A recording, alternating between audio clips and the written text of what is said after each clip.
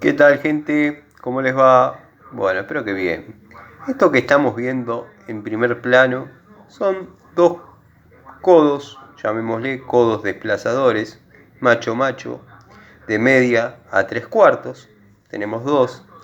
Esto nos indica que son de griferías, en este caso grifería exterior para ducha. Tenemos la posibilidad de que esto sea excéntrico. Sé que estoy diciendo alguna obviedad para los amigos plomeros, los amigos conocedores, pero vamos a suponer que este es el centro de la pared, la parte de media, la que está en mis manos, y si tenemos que acercar o desplazar hacia un costado o hacia el otro la grifería, tenemos la posibilidad de hacerlo mediante estos codos excéntricos.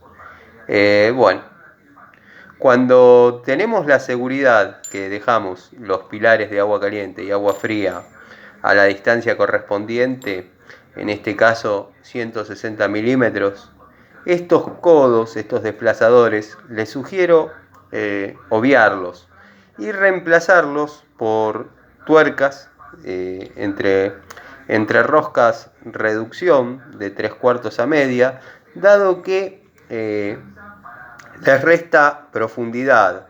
En algunos casos, como el que van a ver en los videos que estoy subiendo de la grifería Aqualaf, la cual me pareció sugerible o recomendable, bueno, la terminé de instalar en lo de un cliente y obvié poner estos desplazadores. La explicación es esa. Si estamos seguros que la longitud que tenemos entre ejes queda exacta, conviene reemplazar estos, por entre roscas reducción de 3/4 a media, dado que van a reducir bastante en dimensiones y de paso, valga la redundancia, el paso no es tan escueto como en este caso.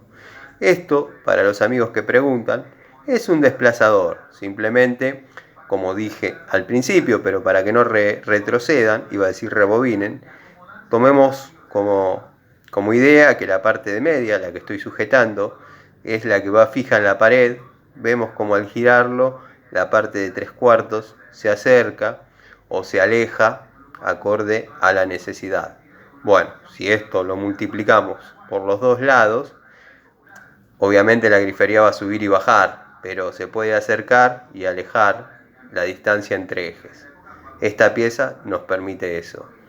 Si tenemos la longitud exacta entre una cosa y la otra, les recomiendo las entrerroscas.